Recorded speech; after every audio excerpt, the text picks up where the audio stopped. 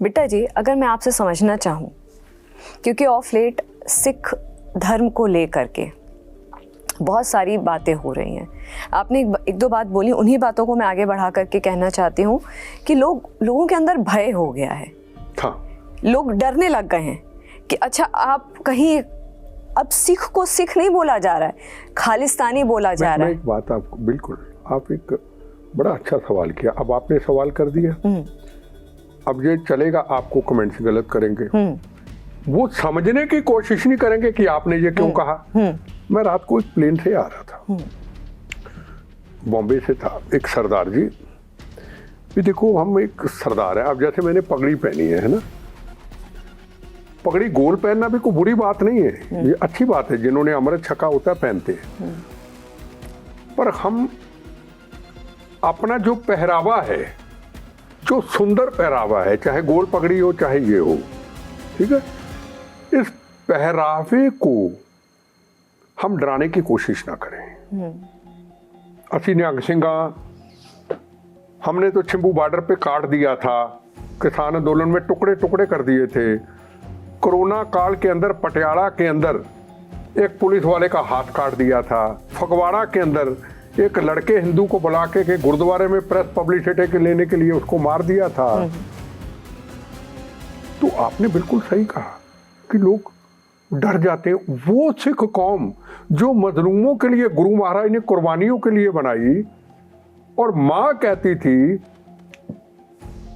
कि मेरी बेटी मेरे साथ है, मैं ट्रेन में हूं, यहां हजारों लोग हैं, एक सरदार बैठा है, मुझे फिक्र नहीं, मेरे घर में 2 बच्चे होंगे, एक सरदार होगा। आज हम कहां पहुंच गए, कितना दूर पहुंच गए अपन। इसका विश्वास कौन दिलाए? धर्म के जिम्मेदार लोग। इसका विश्वास कौन दिलाए? पूरे हिंदुस्तान के गुरुद्वारा साहिब अपनी जिम्मेदारी को क्यों ना समझे?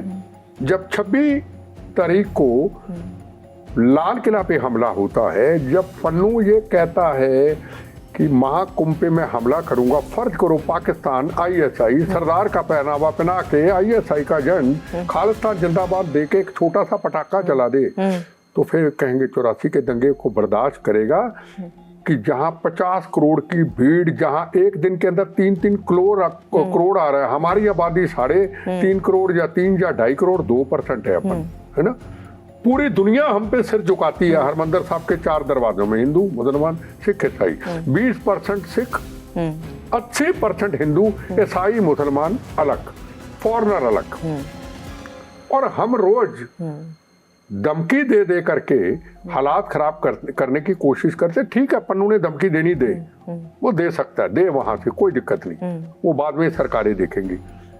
हिंदुस्तान का सरदार मेरा भाई क्यों ना बोले? गुरुद्वारा साहब में बहनों को, भाइयों को, परिवारों को इकट्ठा करके माइक लेकर के प्रेस को बुला के ये क्यों ना कहें, हम भारतीय हैं, ये गुरु गोविंद सिंह कलगीधर महाराज का देश है, पटना साहब में उनका जन्म हुआ, आखिरी स्थान नंदेड़ साहब, गुरु तेग बहादुर, हिंद की चादर, लाल चौक। हम खालिस्तान नहीं चाहते, हमारे गुरु साहिबानों का देश है। ये भूखे नंगे पाकिस्तान के टुकड़ों पे पलने वाला पन्नू हमारा इससे कोई संबंध नहीं। क्या 4 बातें कहने में तकलीफ है? मेरा एक सवाल है, हम भारतीय, हम खालिस्तान नहीं चाहते, ये देश हमारे गुरुओं का है, बस कुछ नहीं हम चाहते।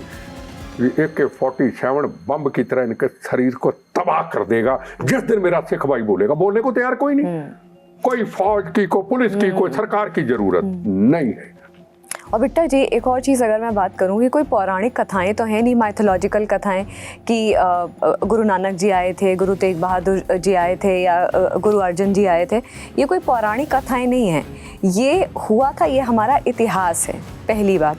और दूसरी बात ये है कि जिस तरह से ऑफ लेट ये एक मोमेंटम पकड़ा है खालिस्तान मूवमेंट ने, एक चीज़ समझना चाहूँगी कि आपको क्या लगता है, क्या ये इस वजह से है कि प्रधानमंत्री नरेंद्र मोदी की लीडरशिप के अगेंस्ट वो इंटिमिडेट हो रहे हैं? नहीं, या कोई वेस्टेड इंटरेस्ट इससे एट लार्ज है? मैं बताऊं, कई बार ये बात होती है, जब मैं चर्चा करता हूँ हर जगह से आवाज आती है, आपसे भी पूछूंगा, आपसे भी बात करूँ, आप कहेंगे सारे तो ऐसे नहीं, नहीं, ठीक, बिल्कुल, चुप रहना भी गुनाह है। जब तिरंगे झंडे का अपमान होता है, जब हिंदुस्तान के प्रधानमंत्री को मारने की धमकी दी जाती है, जब कहा जाता है कि इंदिरा गांधी को मारा था, बेन सिंह को शहीद किया था, बेटा तुम्हें भी मारा था, अब तुमको फिर मार देंगे या अमित शाह को मार देंगे, तो चुप रहना गुनाह नहीं है।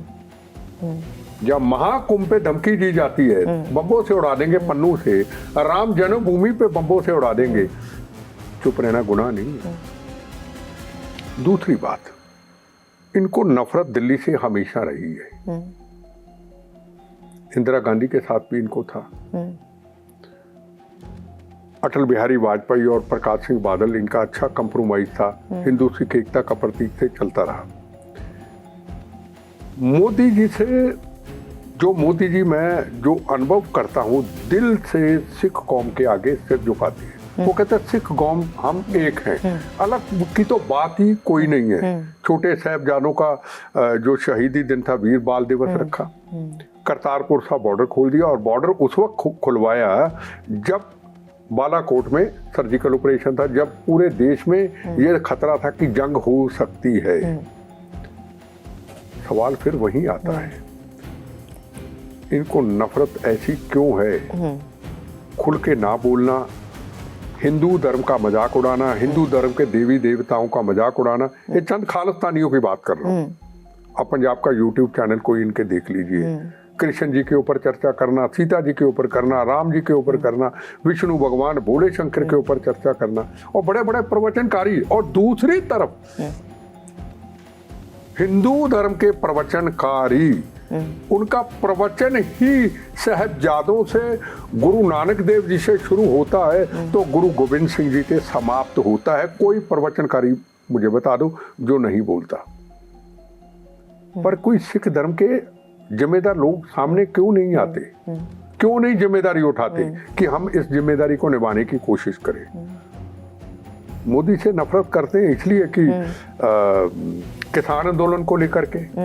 अब किसान आंदोलन की अगर बात करें, क्या किसान आंदोलन अभी यूपी में है? क्या किसान आंदोलन कर्नाटका में है? क्या किसान आंदोलन महाराष्ट्र में है? क्या किसान आंदोलन हरियाणा में है? क्या किसान आंदोलन पंजाब के साथ लगता हुआ बॉर्डर राजस्थान में है? आप रोज फॉरेन फंडिंग के ऊपर किसान आंदोलन चला दो और बॉर्डरों को सील कर दो और लोगों को परेशान करो। किसान तो पूरे हिंदुस्तान के हैं, दूसरी तरफ आंदोलन क्यों नहीं? मोदी जी माफी मांगते हैं तो समझते ये हमारे से डर गए। तो मैं ये मानता हूं कि सिख समुदाय का चुप रहना ये बहुत बड़ा पाप है, ये बहुत बड़ा देश के साथ धोखा है, ये बहुत बड़ा अन्याय है।